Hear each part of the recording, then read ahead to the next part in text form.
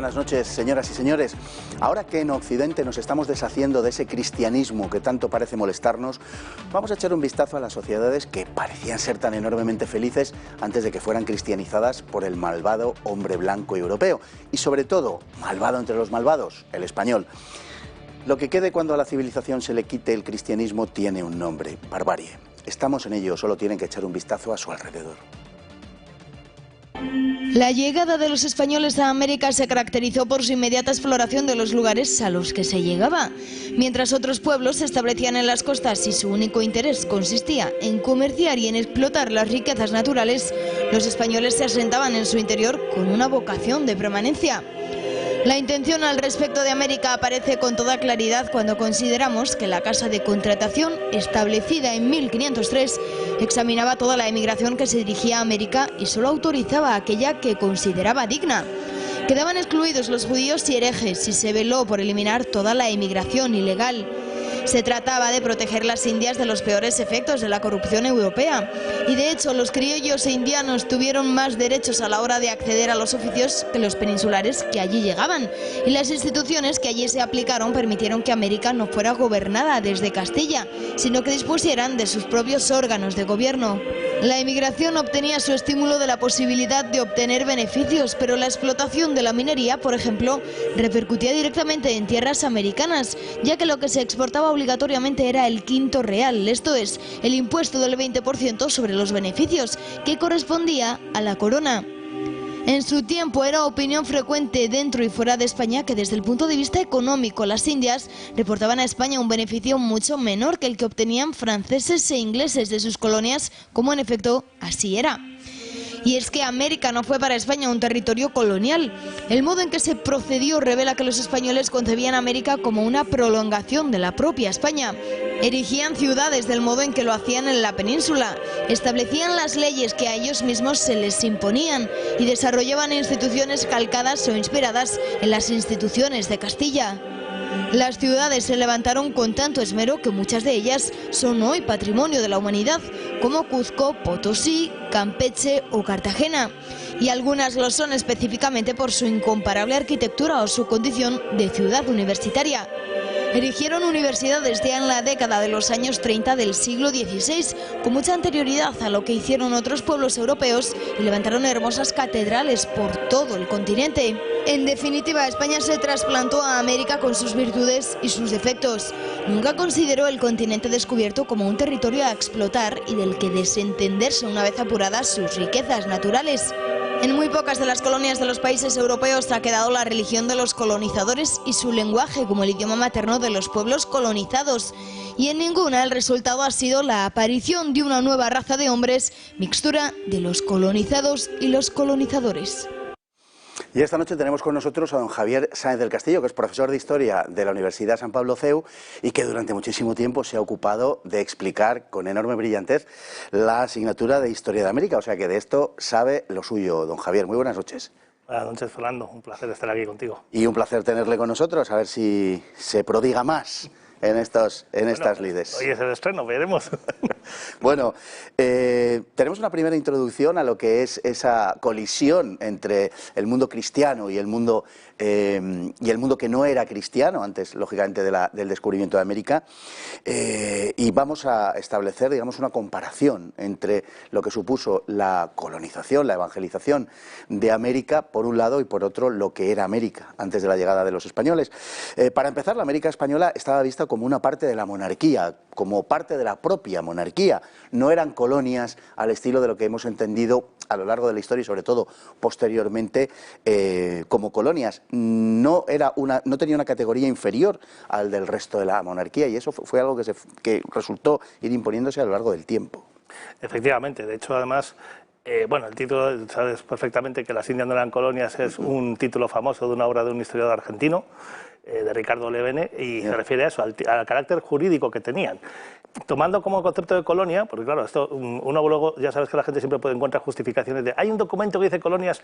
Yo siempre digo a mis alumnos, las Indias eran colonias a la romana y no eran colonias a las que conocemos. Es decir, colonias de población, pero no colonias como conocemos las contemporáneas, con un territorio con un estatuto jurídico diferente al de la metrópoli. En este caso, efectivamente, bueno, los propios términos, Nueva España, Nueva Galicia, Nueva Vizcaya, Nuevo México, incluso Nuevo México, ¿no? Que sería la colonia del propio México, ¿no? La colonia que hace colonia, ¿no? Y luego la implantación, por supuesto, de las leyes, etcétera, etcétera. Entonces es simplemente una prolongación, es una continuación. Como decía un profesor que tuve yo en la facultad, Sánchez Barba, don Mario. que conoces, don Mario, gran americanista y grandísimo historiador, decía, es una sociedad que lleva expandiéndose de la Reconquista y claro, cuando llega al estrecho, su inercia casi expandirse es ¿y por qué me voy a parar aquí y no ir más allá, plus ultra? Y es lo que hacen. Y lo que hacen entonces es prolongar también lo que han estado haciendo en la conquista. Andalucía no ha sido una colonia de Castilla, ni Castilla era una colonia de León. Ha sido siempre una expansión de lo mismo. Con América ocurre exactamente igual. De hecho, si no hubiera sido por el descubrimiento de América de modo feliz el mismo año que se concluye la conquista de Granada, lo más probable es que la expansión hubiera continuado por el norte de África, que a la vista de los acontecimientos actuales no sé si no hubiera sido mala cosa, desde luego. Pues no lo sé, pero bueno, de hecho por ahí empezó porque ahí está la presencia en la época de los Reyes Católicos en Santa Cruz de Malpequeña, sí, señor. Sidi Ifni, En Ifni. La presencia de los portugueses y bueno, pues la propia conquista de Canarias, Melilla, Ceuta, que la habían conquistado anteriormente los portugueses y que luego pasó a España después de Felipe II, etcétera, etcétera. Hubiera sido el desarrollo natural, pero bueno, eso quedó para Portugal y por los tratados. El caso es que, bueno, ahí surgió. También, además, hay que entender que América es muy grande y que no toda América, una de las cosas de las simplificaciones peores, además, en el sentido cualitativo, de cómo distorsionan la imagen y sirven para emponzoñar el discurso y para soltar discursos facilones, falsos y demagogos, es esa idea de simplificar América como si todo fuera lo mismo. Exacto. Todo el territorio es igual, todos los indios son iguales, todas las culturas son lo mismo. No, mire usted, si quiere que hablemos en serio, hablemos de las Indias en plural, que además es el término que usaban los españoles, las Indias. No, siempre igual que hablaban de las Españas. Eran mucho más inclusivos y mucho más pluralistas entonces que de lo que presumimos ser ahora. Bueno, desde las capitulaciones de Santa Fe en adelante fue un empeño de la monarquía española el construir un edificio jurídico, primero de protección de los indios, pero después, como decíamos, para la elaboración de un derecho justo que fue en la monarquía española, al margen de comportamientos individuales, como es natural, puesto que eso está en la condición humana, pero la construcción de un derecho justo para regir aquellas tierras al modo y manera en que se hacía en Europa, en la península ibérica. Claro, es que una de las características fundamentales que tienen tanto los reyes católicos como los políticos que colaboran con ellos y los funcionarios es lo que hoy llamamos sentido de Estado y sobre todo el sentido de la justicia, el sentido de la legalidad. Esta es una discusión que en clase suele salir recurrentemente y seguro que a ti te ha ocurrido en más de una conversación y en más de una de tus actividades profesionales, ¿no? La simplicidad, bueno, eso es lo que decían las leyes, pero ya sabemos que la gente hacía... No, vamos a ver.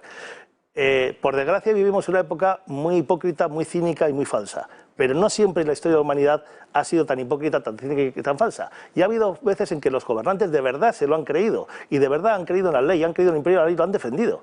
Y esta es una de las épocas en las que con mayor fuerza se creía que había que cumplir las leyes y que el primero que tiene que cumplirlas y el primero que cumplirlas y el primero que tiene que dar el ejemplo y el que más obligado está por ellas es precisamente el gobernante. Y además tenemos el caso, por ejemplo, vivimos en una época, aunque ya de forma menguada, pero en las décadas pasadas, de exaltación del régimen constitucional y por tanto de la Constitución, y podría decirse lo mismo, bueno, el Código Penal podrá ser muy justo, pero la gente sigue cometiendo delitos, ¿no? Claro. Sería decir, entonces, ¿qué me quiere usted contar con eso? Esa es la respuesta que siempre digo yo a la gente también, a los alumnos cuando sacan eso, y dice, bueno, ¿y hoy qué pasa? ¿Que no se roba y no se mata y, no se asesina y se viola? Digo, pues igual que entonces, pero insisto, hoy sí es muy común que nos encontremos, en la época contemporánea en general y sobre todo en los últimos 50 años, una especie de ambiente cínico respecto a la ley y respecto a la justicia, pero anteriormente no. Anteriormente, incluso no solo en la época medieval o antigua y moderna, es que si me apuras casi hasta la Segunda Guerra Mundial, la mayoría de la gente se lo ha creído, e incluso la mayoría de los gobernantes y los funcionarios. Así es, bueno, en principio no, las Indias se incorporan a Castilla, a la corona de Castilla, y desde 1524 disponen de su propio consejo dentro del régimen polisinodial, característico desde los reyes católicos y posteriormente de los Austrias, el Real y Supremo Consejo de Indias, que entendía exclusivamente de los asuntos de Indias, dedicado exclusivamente a las Indias. Efectivamente. Como de otros territorios había otros consejos. Claro, efectivamente, y además un matiz importante, porque has dicho muy bien, se incorpora a la corona de Castilla. Y esto precisamente es un dato que refleja ese respeto a la legalidad. Sabes que el separatismo catalán, uno de sus empeños es que España siempre ha sido enemiga de Cataluña y ha perseguido a Cataluña y la ha traicionado siempre, y que por eso las Indias se incorporaron a Castilla, porque era la forma premeditada de dejar a Cataluña fuera, que además es mentira porque no sería Cataluña, sería Aragón. Pero bueno, ya sabemos que en su discurso, como también Colón era catalán, etcétera, etcétera, y todo ese tipo de cosas. Como Colón y Santa Teresa y Cervantes. Sí, bueno, hace poco vi en internet una conferencia de hace varios años de uno de estos en el que decía que hasta Carlomagno. O sea, Carlomagno es catalán. Reconocido. Sí. Yo no sé ya qué les falta por decir, pero bueno, no demos ideas. Entonces, precisamente, las Indias las incorporan a Castilla por cumplir la ley, porque el descubrimiento de América se hace en función de unos tratados internacionales que conoces, que es el Tratado de Alcáçovas, firmado con Portugal. Y el Tratado de Alcáçovas no está firmado por Castilla y Aragón y Portugal, sino solo por Castilla. Entonces, precisamente como nuestro tratado está firmado entre Castilla y Portugal y queremos hacer las cosas llegando al acuerdo con nuestro competidor, porque ya lo estamos haciendo legalmente y vamos a cumplir las normas y vamos a ser respetuosos con el derecho, si el tratado lo ha firmado Portugal con Castilla, tendrá que ser Castilla. No puede incorporarlo a Aragón porque eso sería romperle el contrato a Portugal y por tanto ser desleal a esa obligación, hasta en cosas tan simples como eso. Luego, por ejemplo, hasta llegar al Consejo de Indias, claro, se llega al Consejo de Indias después de la conquista de México. Pero es un proceso que está desde el primer momento. Es decir, las Indias son un descubrimiento, primero, un descubrimiento literalmente, es decir, no ibas buscando las Indias, claro. Te las has encontrado. Cuando decían el encuentro, yo siempre digo, sí, efectivamente, es un encuentro como cuando vas por la calle y te encuentras un billete de 10 euros, es decir, no te lo esperas, pero no en cuanto que sea una cita concertada, sí. Eso sí que desde luego que no. Y se va incorporando desde el primer momento, tiene su estructura propia, específica dentro de la monarquía, y esa estructura cambia durante esos 32 primeros años en función de la magnitud. Lógicamente no puede ser lo mismo incorporar una isla, como es simplemente la Española, a todo el Caribe, que ya es una cosa más grande, a luego ya, sobre todo después de la conquista de México, que tienes un territorio inmenso, más grande que la propia España, más habitado que muchísimos países de Europa, más habitado que la propia península ibérica, y con una civilización desarrollada. Además, no es el tipo de indios que has visto durante los 20 primeros años, que son indios primitivos, salvajes, sino que ya te encuentras una civilización, con todos los defectos que se tenga y con todas sus barbaridades, que no eran pocas. Pero evidentemente estos no son indios salvajes, estos no son indios primitivos. Entonces, claro, ya ahí dicen, bueno, esto no, oiga, esto ya no puede ser simplemente una extensión de Castilla, como era antes, era una junta de Indias dentro del Consejo de Castilla. Claro. Esto ya hay que darle entidad propia, que es una forma también de que está reconociendo la identidad del otro. O sea, oiga, es que América es algo por sí solo, no es solo una cosa que yo me he encontrado y que yo hago con ella lo que quiero. Es que estos señores tienen sus peculiaridades, tienen sus particularidades, este territorio es distinto del mío, y aunque formemos todos parte de un conjunto, pero cada uno tiene que tener su propio lugar. Hablabas antes cuando comentabas las acepciones del término colonias, de una colonización estilo romano, que efectivamente España lo que hace es prolongarlo, es muy parecido. Es que además, perdón, es que es la tradición de la Reconquista. Exacto. Y no podemos olvidar que todo el derecho romano sobre el territorio ha sido el eje fundamental hasta Napoleón de lo que ha sido el derecho, ya no digo el derecho español, el derecho europeo, del derecho sin más, punto, del derecho punto, sí. Era esa base, y claro, es el derecho de las conquistas romanas. Que es una colonización que, digamos, que choca enormemente y que se contrapone con otros modelos de colonización, como el que podemos arrancar desde el cartaginés, por oponerlo al romano, y que es heredado por otros países, en gran parte Portugal, hay que decirlo, y sobre todo Gran Bretaña, es mucho más visible. En el caso de Castilla, la Casa de Contratación veló porque se enviase a América lo mejor, es decir, otros países con sus colonizaciones tipo cartaginesas lo que han mandado son presos, por ejemplo, ¿no? excedentes de población de gente que no era precisamente lo mejor para el país, y en cambio en la Casa de Contratación velaba porque no se enviasen allá pues herejes, gentes de mal vivir, sino todo lo contrario, es decir, que marca mucho las diferencias entre distintas colonizaciones. Y fíjate hasta qué punto que uno de los que se quedó sin ir porque no cumplía los requisitos es ni más ni menos que Cervantes. Es verdad. O sea, es lo único que le faltó en su vida a Cervantes. Después de haber hecho de todo, ser espía, preso, soldado, combatir, estar en Lepanto, ni más ni menos, etcétera, haber estado en la cárcel, ser el mayor escritor de la historia, solo le faltó ir a América. Y no fue a América porque efectivamente no se le dio la licencia precisamente por los problemas legales que había tenido en la península. Luego es verdad que se me dice, no, pero bueno, había un tráfico clandestino. Hombre, claro, si es clandestino, evidentemente, como en todas partes, ¿no? Como hemos visto estos días en la frontera sur de España, ¿no? En Ceuta, pues oiga, la inmigración ilegal y la clandestinidad es lo que hay, pero evidentemente sí había un empeño por parte, y no solo además de quién iba a América, sino de luego cómo se repartía en América, porque la legislación española, sobre todo durante el primer siglo, es muy escrupulosa en preservar el asentamiento de los españoles de forma que no contaminen las comunidades indígenas. Entonces, en los corregimientos, que es el tipo estándar, por así decirlo, de pueblo indio que se establece bajo la colonia española, es un pueblo indio a la que se le aplica o se hace una hibridación con el estatuto jurídico de los municipios castellanos, con el corregimiento, con un corregidor, que es el alcalde designado por el rey, junto al cacique, que sería el alcalde local, en este caso el cacique indio, y donde se prohíbe que se asienten españoles negros y mestizos. Y gentes de paso. Solo se permite que estén los propios indígenas y o bien los funcionarios que estén destinados ahí expresamente o el misionero. Para preservar la cultura indígena. Para preservar la cultura indígena y para preservar a los indios de cualquier aventurero, váyase usted a saber con qué intenciones, que pase por aquí y que lo que viene es a vampirizarles, a aprovecharse de ellos y a esquilmarles. Y del mal ejemplo, que también y del mal ejemplo, efectivamente. Otra de las cosas por las que se velaba. Bueno, América es el único continente, y estoy hablando, claro, de la América hispana, si nos vamos a la de arriba ya es otra cosa enteramente diferente, en el que se ha producido un verdadero mestizaje. Ni en África lo tenemos con respecto a los europeos, ni en Asia lo tenemos, ni en ningún otro sitio, ni en las islas del Pacífico. Solamente en América se ha producido ese mestizaje, y al mismo tiempo es el único sitio donde han sobrevivido los indígenas. Si nos vamos a América del Norte, con lo que nos encontramos es con reservas en las que los indios están alcoholizados.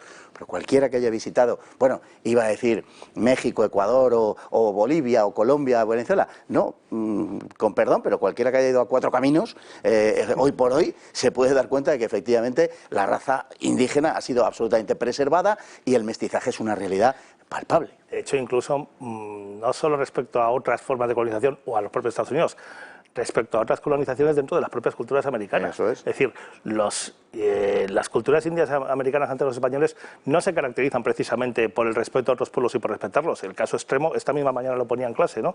Como un ejemplo prototípico de ingeniería social es el de Imperio Inca. Hablaremos de eso más adelante. El Imperio Inca, además les ponía el ejemplo a mis alumnos esta misma mañana de que el Imperio Inca, como tú sabes muy bien, fue objeto de un gran estudio arqueológico en los años 20 y 30, especialmente por arqueólogos alemanes. Sí. ¿Por qué por arqueólogos alemanes? Porque eran los arqueólogos nazis que lo veían como un ejemplo de una política de segregación, de limpieza étnica e incluso al final hasta de genocidio, y totalmente con una concepción racista, y lo veían como un ejemplo histórico de lo que ellos pretendían para Alemania. O sea que incluso ese mestizaje de los españoles, que tiene una fundamentación básicamente religiosa, no es una cuestión nacional, esto es una cuestión, como decías tú bien en el principio en la presentación, cristiana y específicamente católica, esto se va a echar a perder con el protestantismo, lógicamente, claro.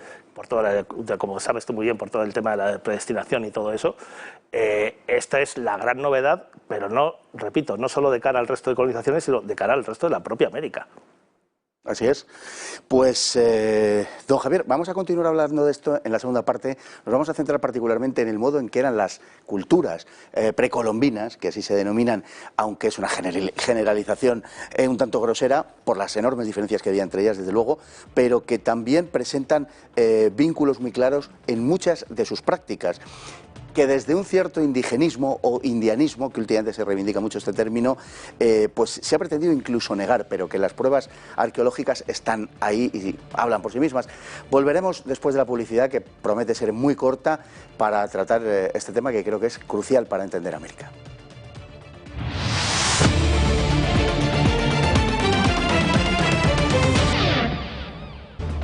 Antes de la publicidad les hemos resumido la situación en la América hispana. Vamos a ver ahora cuál era la situación antes de que llegasen unos hombres de muchas leguas de distancia para predicarles que todos los hombres eran hermanos y que la hermandad solo es posible cuando se es hijo de un mismo padre. Pues antes de eso, en América hacían cosas como las que les contamos a continuación. Las tres principales sociedades precolombinas, la maya, la azteca y la inca, aunque diversas, compartían algunos rasgos. Eran imperios construidos sobre ciudades-estado con un régimen político centralizado y dependientes de la agricultura. La mayoría de la población era campesina y plebeya y los esclavos eran numerosos. En la cúspide se encontraban el rey, la nobleza y los sacerdotes. Aunque cada una tenía su propia religión, todas eran politeístas. La religión era omnipresente y empapaba todos los ámbitos de la vida. Había periodos de penitencia que incluían el ayuno o la abstinencia sexual e incluso las efusiones de sangre. Los dioses controlaban caprichosamente el destino de los hombres y la naturaleza. Para satisfacerlos se hacían numerosos rituales entre los que se encontraban los sacrificios humanos. A través de dichas prácticas había que mantener la vida del sol, para lo que se emprendían guerras a fin de capturar enemigos a los que sacrificar, las llamadas guerras floridas en el caso azteca. Los incas ofrecían el holocausto de niños sin defectos físicos a los que consideraban puros, sobre todo para evitar las catástrofes naturales. El ritual era conocido como capacocha. Los niños tenían entre 6 y 8 años, eran hijos de familias poderosas de los pueblos conquistados y se escogía entre los más bellos. El niño era elegido un año antes de la fecha y se le sacrificaba en lo alto de una montaña nevada. Generalmente moría de frío o bien de un golpe en la cabeza después de haber sido inducido al sueño mediante la coca. Entre los mayas, los rituales de sacrificio incluían la decapitación y la extracción del corazón, pero también era frecuente arrojar al prisionero a un pozo natural de varios metros de profundidad, dejándole morir o enterrarle vivo con motivo de algún ceremonial público de importancia. El destripamiento y asaetamiento eran también frecuentes. No era raro que los padres entregasen a sus propios hijos para el sacrificio y que éste fuese causa de orgullo personal. Existían templos dedicados a los sacrificios, con frecuencia de forma piramidal, en donde tenían lugar los rituales. Los aztecas solían desollar a los sacrificados, cuya piel vestían durante unos días como ofrenda al dios al que iba dirigido el sacrificio. En ciertas festividades, el cuerpo de la víctima era desmembrado y cocinado junto a granos de maíz para ser consumido por los participantes en la ceremonia.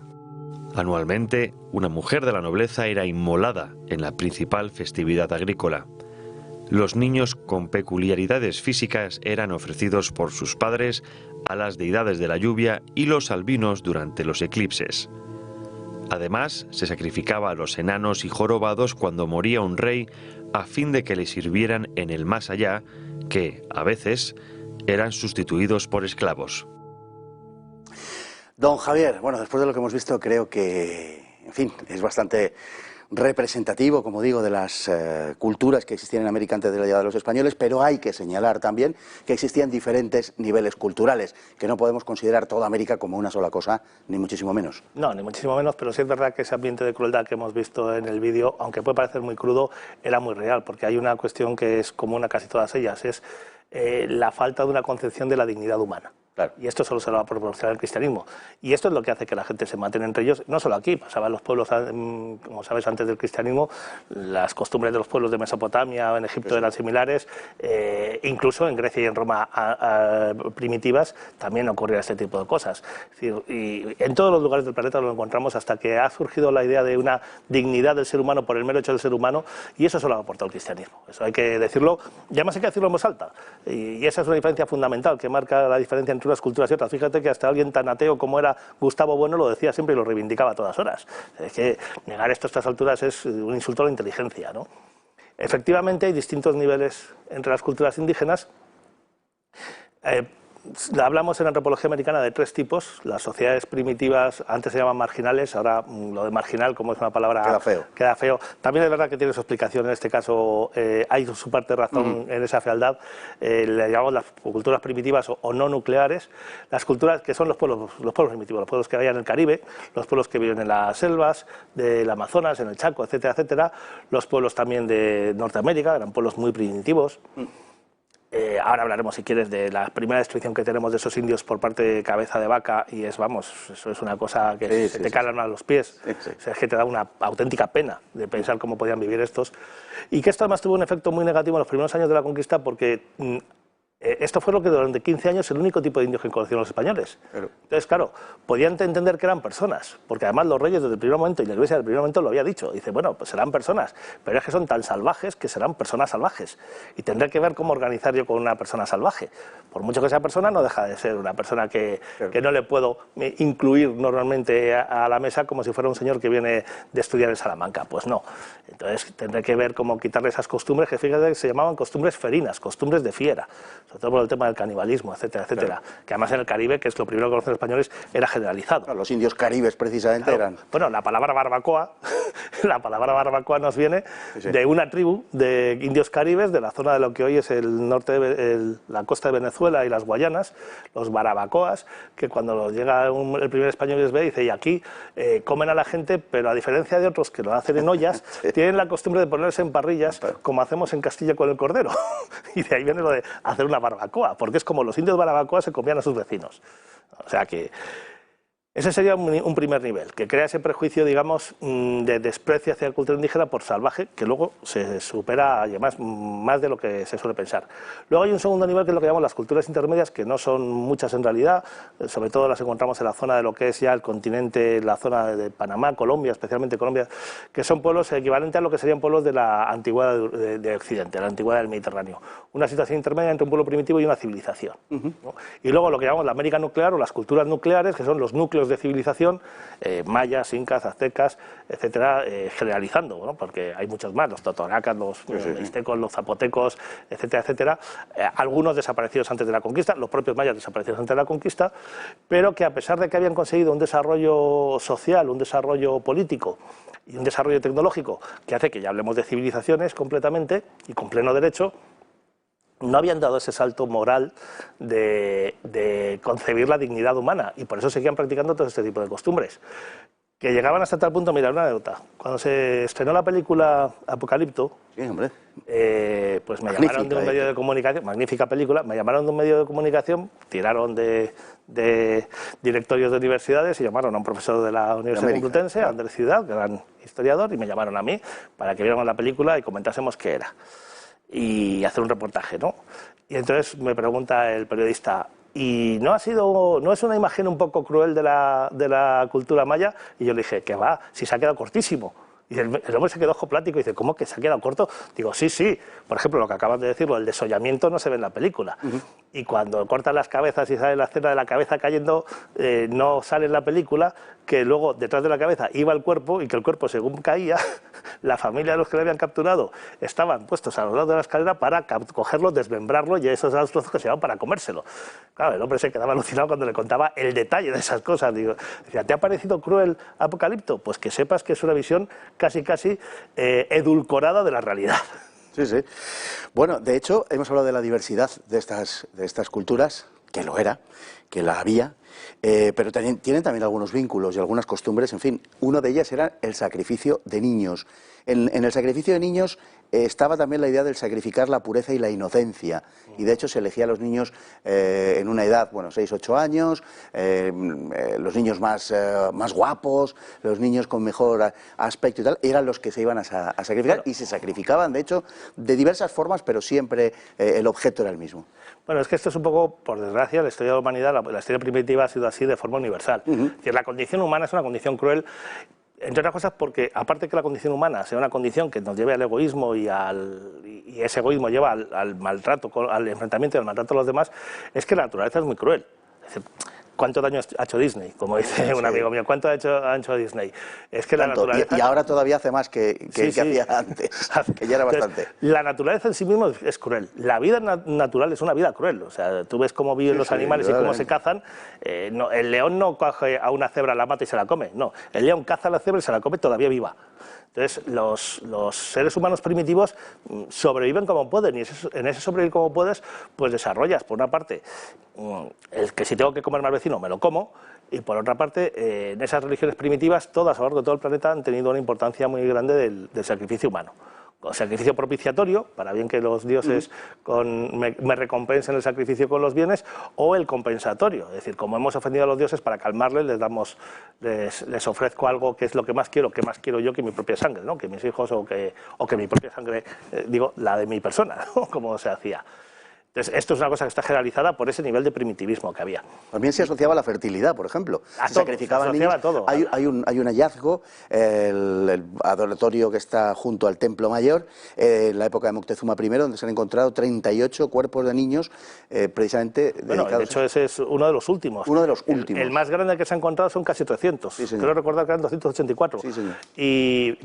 Pero es que hay muchos. Hay muchos, no estamos hablando de 1, 2 o 3, estamos hablando de muchísimos. En los cenotes de Yucatán, en los cenotes de los mayas, pues no se han podido bucear todos y encontrar. Los cenotes son estos pozos naturales que se producen por filtración del agua en la caliza, pero en algunos han sacado 20, 30, 40 restos de cadáveres, además a lo largo del tiempo. Es decir, además procesos muy prolongados de utilización para sacrificios. Es algo generalizado en toda América.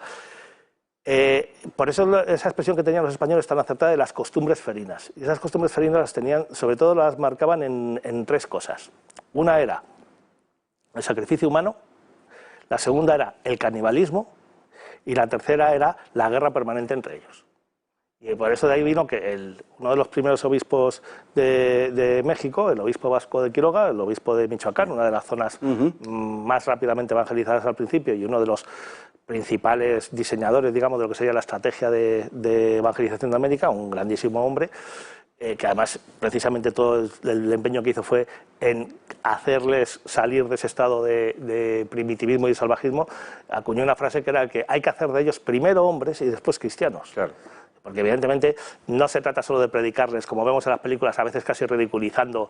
No estamos aquí hablando de repente del paraíso, los ángeles y tal, sino no. Primero vamos a hacerles hombres, pero para que sean hombres tendrán que saber que los demás son hombres como ellos y que merecen respeto. Y eso es porque sean hijos de Dios. Y ya cuando entiendan eso ya podemos hacerles buenos cristianos. Y esto es lo que hace también que a partir de esa idea se vea que no hay que erradicar las culturas indígenas. Hay que erradicar solo la parte negativa de la cultura indígena, pero que la parte que es positiva y la parte que es autóctona, claro que debes mantenerla, aunque solo sea por el mero hecho de que si no está roto, no lo arregles. ¿Para qué tienes que quitárselo? Por eso ese respeto empezando por las propias lenguas, ¿no? Y por 1.000 millones de costumbres más que se mantienen hasta hoy en día. Es decir, en el caso de Norteamérica que comparabas tú, excepcionalmente te encuentras que haya, más allá del folclore de algún ritual, que haya pueblos norteamericanos en las reservas que mantengan costumbres de sus antepasados. Lo mantienen solo en las fiestas. Sí. Mientras que en los pueblos de la América Española, pues mantienen en el día a día una cantidad enorme de costumbres, empezando por su propio idioma y bueno, pues cosas cotidianas habituales. Esa es una imagen que me parece transparente realmente de la diferencia entre las colonizaciones, precisamente entre las dos partes de América. Por cierto, en los códices prehispánicos, las imágenes más comunes de los sacrificios, cuantitativamente, son las de la extracción del corazón. Bueno, pero es que ahí hay que tener en cuenta que los códices son todos de la misma zona. Claro. Que es de México, de la nueva, vamos, de Mesoamérica. No tenemos códices del antiguo Perú, de Sudamérica, donde sí. Lo habitual era el corte de cabeza. Esto, mira, una nota con un amigo común, con Pedro Barbadillo. Sabes que Pedro fue profesor en el CEU, una lástima para la universidad perderle como profesor. ¿Y tanto? Y sí, pues es una de las mejores cabezas que yo conozco y me aprecio de su amistad y lo considero como un regalo, ser amigo suyo. Pues un día había un curso que yo salía de una clase y él entraba. Y entonces un día, justo estaba yo con las clases de prehispánica y estábamos hablando de los rituales indígenas.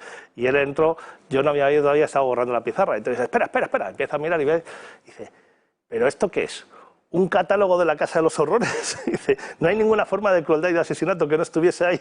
Y claro, dice, hombre, la verdad es que ahora que lo dices, pues no sé, se me escapan pocas. Hay una variedad, una tipología enorme de formas de matar a la gente, buscando luego la justificación que sea, que es abrumadora, es prácticamente de canal de cine gore. Hablas el otro día, hace un rato, de Apocalipto, y la escena donde le extraen el corazón, en varias ocasiones, 2 o 3, cuando están en el altar, en el templo, está sacada precisamente de esas pinturas. Es decir, Sí, no sé, a eso sí que no se le añade nada, ni se le quita nada. A ver, prácticamente estás viendo la película. Claro, eso es tal cual, o sea, eso es así, efectivamente, más con los llaman los cuatro chak, los 4 sacerdotes que le cogen, que no solo le coge cada uno de los miembros, sino más que se situaban cada uno orientado hacia un punto cardinal, y luego ya llegaba el sacerdote principal y es el que le arrancaba el corazón. Bueno, fíjate que en algunas de las crónicas que cuentan la conquista de México, cuentan cuando llegan a algún sitio el olor insoportable que tenían los sacerdotes por ese embadurnarse con la sangre, porque una de las costumbres que tenían era, después del sacrificio, los sacerdotes aztecas llevaban el pelo largo y uno de los rituales que tenían era que con la sangre del recién sacrificado, se empapaban todo el pelo, se embadurnaban todo el pelo y se lo dejaban durante varios días. Claro, al cabo de una semana, imagínate el olor que podía tener y la cantidad de moscas que lo rodeaban. De hecho, conocen la novela El Señor de las Moscas, que tiene mucho que ver con la audición humana. Pues en alguna de las crónicas, El Señor de las Moscas, pues si no lo saben los oyentes, es Belcebú, es lo que significa literalmente Belcebú, es una de las denominaciones de uno de los dioses de la zona de Palestina, Oriente Medio, que los judíos utilizaban para el demonio.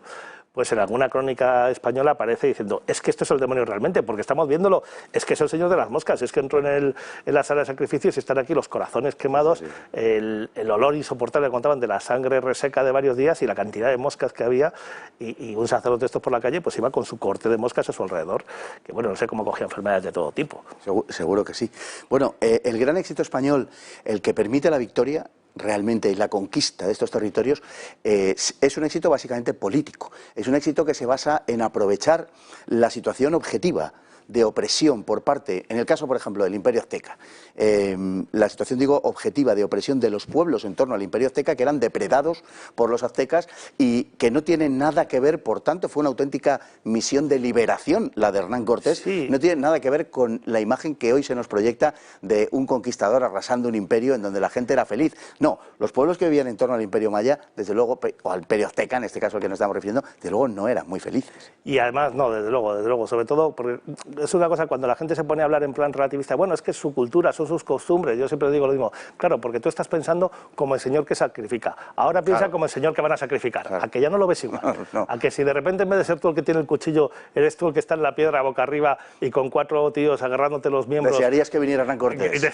Vamos, estarías rezando a quien fuese para que viniese Hernán Cortés, ¿no? Es que claro, si somos relativistas, o lo somos del todo o rompemos la baraja, ¿no? Vamos a jugar bien las cosas. Es cierto lo que acabas de decir, pero además eso, lo importante es que ocurre no solo en México, esto ocurre en toda América. Cuando los españoles, y esto tiene mucho que ver con la idea de civilización, es decir, la civilización impone un orden. La paz romana sería una paz dura, pero era una paz, dura lex et lex, como decían, ¿no? Sí. Pues con la paz romana se podría decir lo mismo, dura pax et pax. Es decir, implica un orden, y ese orden ante todo pasa porque dejemos de matarnos entre nosotros. Y esto ocurre en el propio Caribe, por ejemplo, donde eran pueblos muy primitivos, pero donde están los caribes y los arahuacos con sus entre tribus e islas, matándose entre ellos continuamente, unos siendo la cena, otros siendo los que cenaban, etcétera, etcétera, y cuando llegan los españoles se encuentran pues con que estos tipos ponen un orden. Que nos tratan al principio muy mal, pero bueno, mire usted, prefiero que un español me trate mal a tener que andar todos los días mirando a la espalda a ver si viene otro de la tribu de frente detrás y voy a ser yo la cena de ese día. Entonces, evidentemente esto hace que inmediatamente haya caciques que van a la oportunidad de decir, sobre todo los caciques, además, generalmente los débiles. Eso es otra cosa que ahora que tenemos estas visiones tan moralistas de la historia, generalmente los mayores apoyos hacia los conquistadores españoles y hacia la obra de España vinieron precisamente de los débiles y no de los fuertes. Y este modelo que funcionó bien en el Caribe, pues luego evidentemente es el que Hernán Cortés, que venció el Caribe, llevó a México y lo explotó con un éxito descomunal, pero también es lo que Pizarro quiso hacer en Perú. Allí lo que pasa es que la situación no salió bien, porque bueno, si Perú es una especie de culebrón donde todo lo que podía salir mal salió mal. Sí. Pero es verdad que Pizarro también llevó esa misma idea y además lo consiguió al principio, consiguió sus alianzas, porque cuando llegó allí había una guerra civil, como sabes, entre los de Quito, los de Cuzco, etcétera, etcétera, y bueno, y luego se extendió por todo, prácticamente fue la dinámica de toda la conquista es básicamente esa. Por eso tan poca gente consiguió tanto en tan poco tiempo. Lo asombroso es cómo pudieron hacerlo. Efectivamente, absolutamente asombroso. Nos queda un minutejo de nada, pero quiero que me conteste a la pregunta de cuál era el grado real de desarrollo, por ejemplo, del Imperio Azteca cuando llegan los españoles? Porque hay controversia al respecto. Claro, bueno, es que por mucho que se diga y por mucho que se alabe el desarrollo de esas culturas de lo que son las civilizaciones, evidentemente no estaban al nivel de las civilizaciones europeas en cuanto al desarrollo tecnológico. Entonces, o sea, no se puede comparar. De hecho, una de las cosas también que ven enseguida es, a pesar de los defectos, la mejora que tienen en sus condiciones de vida materiales, ¿no? Es decir, cosas tan elementales. Y además, una de las cosas de lo que sigue siendo un misterio es, por ejemplo, el uso de la rueda. Porque no había rueda, porque no había animales de tiro, pero sí conocían la rueda, porque de hecho tenemos algunos... Hay dibujos y hay algunas construcciones. Hay juguetes. Entonces, una cosa que ha llamado mucho la atención es que, vale, podemos entender que no tuvieran rueda, por ejemplo, para carros y tal, pero ninguna de las demás aplicaciones de la rueda, por ejemplo, algo tan simple como un torno de alfarero, que es una rueda que gira sobre una placa, o una polea, la escritura, que estaba muy limitada, 1000 cosas. Y eso, evidentemente, también lo que hizo fue fortalecer mucho, es decir, no solo dejamos de matarnos, sino que además vamos a empezar a prosperar y a vivir mejor. Si no, no hubiera sido posible lo que, gracias a Dios, fue posible. Don Javier, muchísimas gracias, muy buenas noches y esperamos contar con usted próximamente. Muchas gracias, Fernando, y reitero el agradecimiento. Y nosotros nos vamos con la frase del día, que dice de esta manera: Dios no necesita nuestros sacrificios, pero quiere que se los ofrezcamos por nuestra devoción y para la utilidad del prójimo. Por eso, la misericordia, que socorre los defectos ajenos, es el sacrificio que más le agrada, y es de Santo Tomás de Aquino. Muy buenas noches.